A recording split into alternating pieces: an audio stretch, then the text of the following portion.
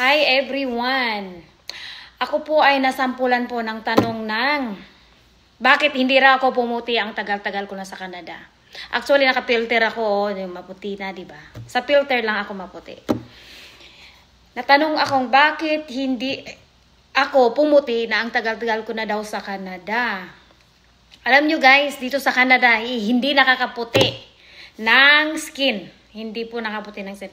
Buhok, nakakaputi siya ng buhok. So, today, nag-color ako kasi, pag nakita yung puti, anting-anti na yung aking itsura. Hindi po dito sa Canada lumilipad ang glutathione at hindi po kami umiinom ng glutathione kasi mahal.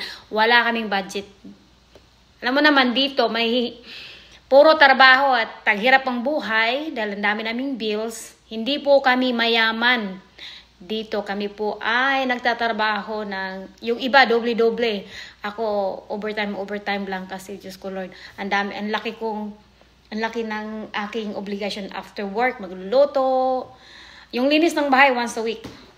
So, wala po kaming panahon maglutatayon o iinom kasi mahal yun. Bakit pa kasi maglutatayon pa kasi?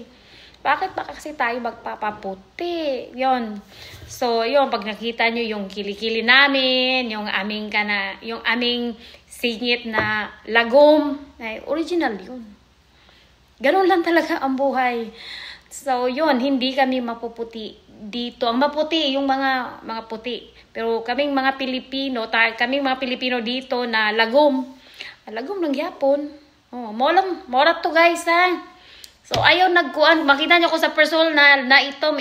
Kay, pakanak mo ko sa, pobreng ulunan, kumbaga. Iyon si Donggoy.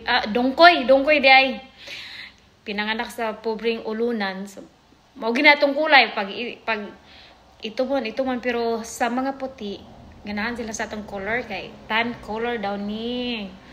Paborito nila. Sila, nagpapainit ako. Hindi. Kasi, lagum na ko eh.